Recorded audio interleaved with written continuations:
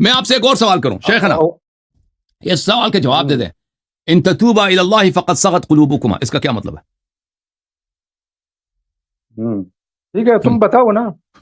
دل ٹیڑھا ہے نا، دل ٹیڑھے ہے نا، دل ٹیڑھا ہے. ان تتوبا الی اللہ فقد صغت قلوبکما، اگر اللہ کے طرف توبہ کرو تو یہ تم پر واجب ہے. گناہ کیا ہے، تم نے تھوڑا گناہ کیا ہے، فقد تمہارے دل پر اس کا اثر ہے، اثر اس ہے. لیے تو اللہ کو توبہ کرو. صغت قلوبکما کیا ترجمہ کریں نا لوگوں کے لیے. دیکھیں شیخ صاحب، قرآن اللہ کا کتاب ہے. توبہ کی وجہ سے تمہارے دل صاف ہو جائے گا. توبہ کی وجہ سے دل صاف ہوتا ہے تو اس سے معلوم ہوتا ہے جواب منافقہ نہیں تھے، کافر نہیں تھے. کافر و منافق کا دل توبے کی وجہ سے صاف نہیں ہوتے. کیوں نہیں ہوتا؟ کافر بھی توبہ کرے اللہ توبہ کا قبول کرتا ہے. کس نے بولا کافر توبہ قبول نہیں کرتا؟ نہیں کرتے ہیں، اور ان کے دل کو بالکل سیاہ ہوتا ہے. کافر بھی توبہ کر لیتا ہے. شیخ صاحب یہ اللہ نے جو کہہ دیا ہے فقد صغت قلوبکما، اس کا آپ لفظی ترجمہ کریں. بتا کہ تمہارے دل ٹیڑھے ہو جائے گے، ہو گیا ہے. اس کا کیا مطلب ہے؟ کسی کا دل ٹیڑھا ہو گیا، کسی کا دل ٹیڑھا ہو گیا، اس کا کیا مطلب ہے؟ ایسے منافق وغیرہ ہم کافر تو نہیں بنا چاہتے نا، دل میں تو تھوڑا فرق ہو گیا ہے. اچھا قرآن میں زیغ قلب حدیث شریف میں ہے نا، اگر ایک آدمی گناہ کرے تو اس کے دل پر کالا داغ بن جاتے ہیں. یہ ہم تو نہیں کہتے کہ ہم نے آج کتاب کیا ہے، لیکن ایسا تو نہیں ہے کہ یہ منافقہ و کافرہ بن گیا اس پر جدید. دیکھیں زیغ قلب، دیکھتے ہیں قرآن میں زیغ قلب کے متعلق کیا آیات ہیں. ٹھیک ہے، دل ٹیڑھے ہو گئے.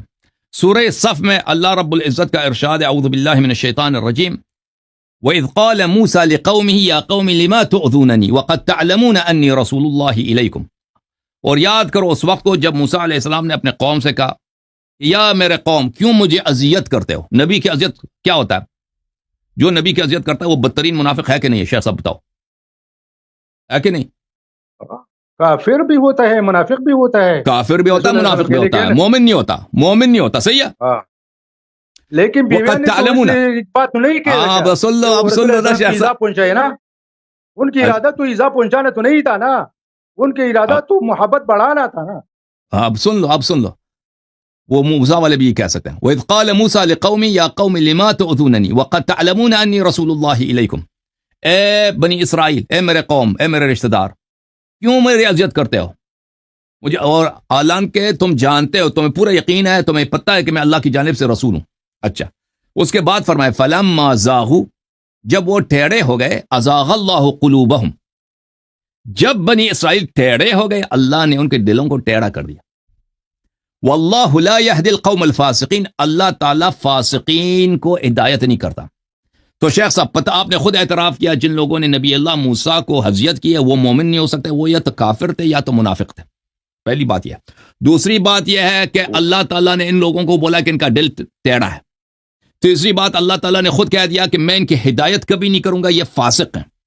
تو جن کا دل ٹیڑھا ہے شیخ صاحب، ان تتوبہ کا مطلب ہے ان تتوبہ، اللہ تعالیٰ ان کو ہدایت کرتے ہیں کہ توبہ کرو. وہ بنی اسرائیل کے لیے بھی ہے، گناہ معاف ہوتا ہے نا. توبہ کرے کہ جو شیخ صاحب تو آپ سے کوئی آیا لے کے آؤ نا کہ انہوں نے توبہ کیا، کوئی آیا لے کے آؤ کہ انہوں نے توبہ کیا نا. اللہ نے تو کہہ دیا اگر تم توبہ کرو، وہ تو ہر کافر کے لیے ہے. دنیا کے شیخ صاحب دنیا کے سب مرتدوں کے لیے یہی ہے کہ اگر تم توبہ کرو تو اللہ تعالیٰ توبہ قبول کرنے والا ہے. ٹھیک ہے نا.